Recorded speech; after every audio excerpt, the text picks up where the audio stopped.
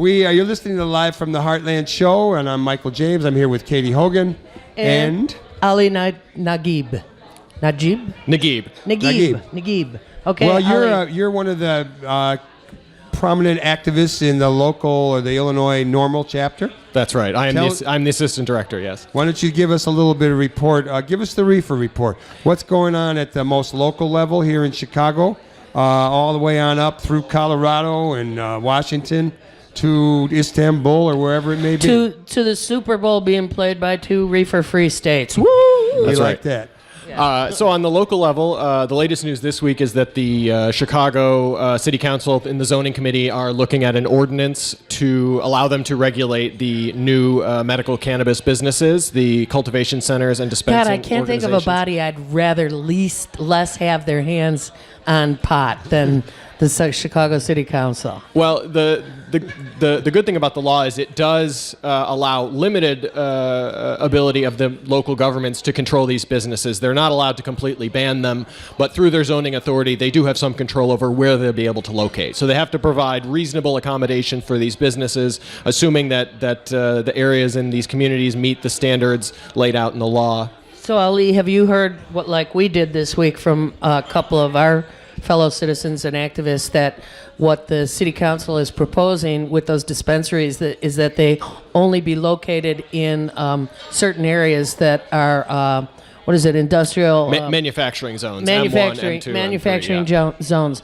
And we've got, for example, a guy who would be one of the customers for medical marijuana, truly, and raising the question of why should people have to travel so far and into possible neighborhoods that are not safe to get their medicine? Why can't they go to? And what does it say about their view of the law? Right. Sure. And try to mitigate against it being effective. And there's definitely been a lot of pushback on that. At the committee hearing the other day, there was pushback both from patients that testified as well as some of the aldermen who clearly don't feel that a manufacturing district is appropriate for a dispensary. Okay. A cultivation center, that may be appropriate. Right. Even patients, the only people that are going to be accessing those are the staff of those businesses. But the dispensing organizations are open to the patients, and patients should have reasonable access to those locations. So we have a situation where 2 states now have legalized recreational use of marijuana, and we in Illinois finally passed a medical marijuana bill. But correct me if I'm wrong, I believe that this medical marijuana bill really makes it difficult for very many people who might need it and benefit from the substance to sign up. It's like really a restrictive law. It is definitely, if not the most restrictive, certainly one of the most restrictive laws of its type in the country. We now have 20 states, maybe now 21 with New York, the governor seeming to take some executive action, plus D.C., that have passed some type of medical cannabis law. And Illinois is definitely very restrictive. So it is also very robust. It was designed to withstand some of the criticisms that were being dealt both from people looking at the situations in California and Colorado and seeing it as chaos, which we don't see it as, but other people see it that way. But also the response from the federal government in terms of the guidelines for which of these businesses, dispensaries, cultivation centers they were tending to go after with federal prosecutions and which ones they were tending to leave alone.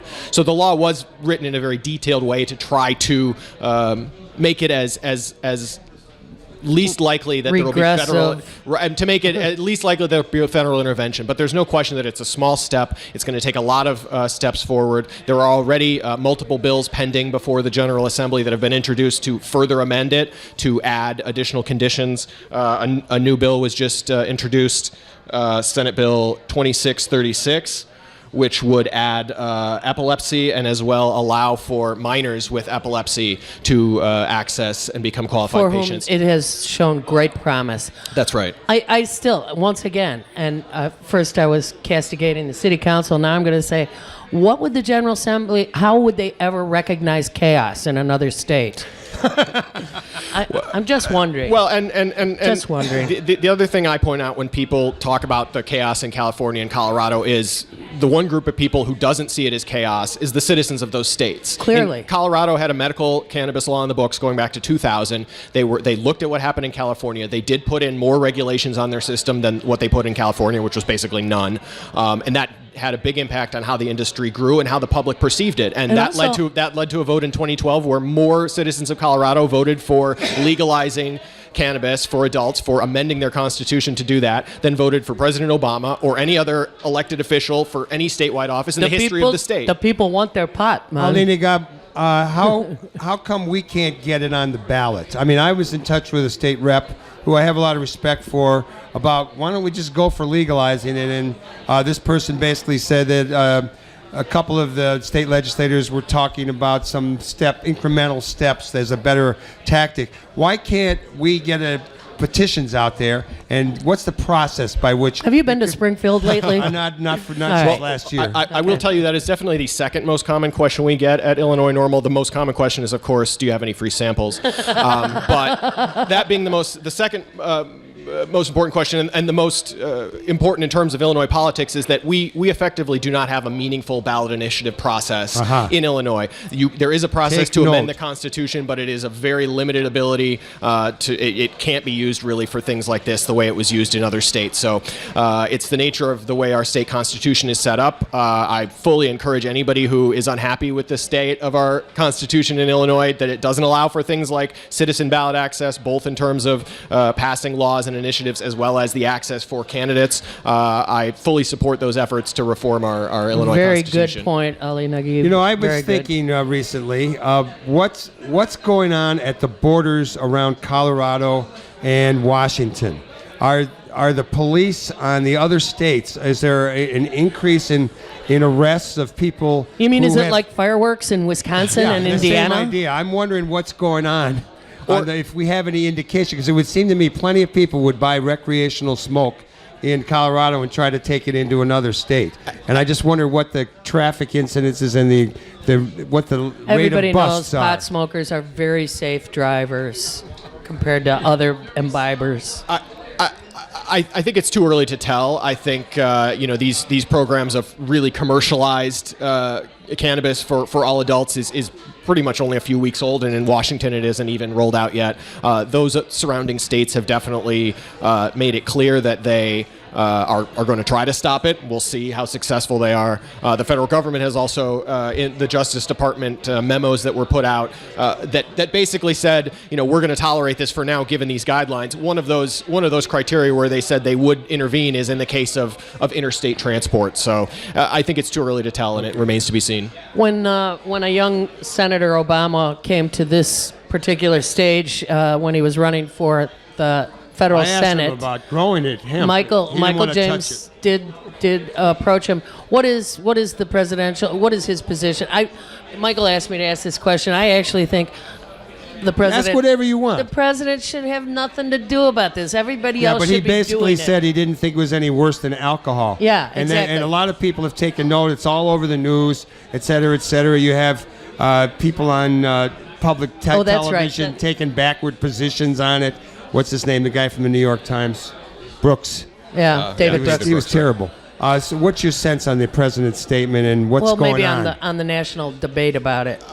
I think it's clear the national debate has shifted significantly. We now see consistently not just pluralities but majorities in national polls on this issue, not just talking about medical, where we've seen large majorities of 60, 70, 80% for years, or decriminalization, where we also see similar large majorities. We now see 52, 55, 58% sometimes in these polls nationally for completely changing the way we regulate cannabis and allowing adults to purchase, possess, and consume it responsibly. Well, NORML has done a great job of staying on the case all these years. I want to congratulate NORML. Well, thank you. The National Organization for the Reform of Marijuana Laws have been guesting at this program for as long as we've had this program. That's the truth. Because Michael insisted on a Reefer Report. Well, I used to do a Reefer Report, and I'd get it off of the NORML news and what was going on in different states. Yeah. And now we're having live NORML people give the Reefer Report. Well, we have, yeah.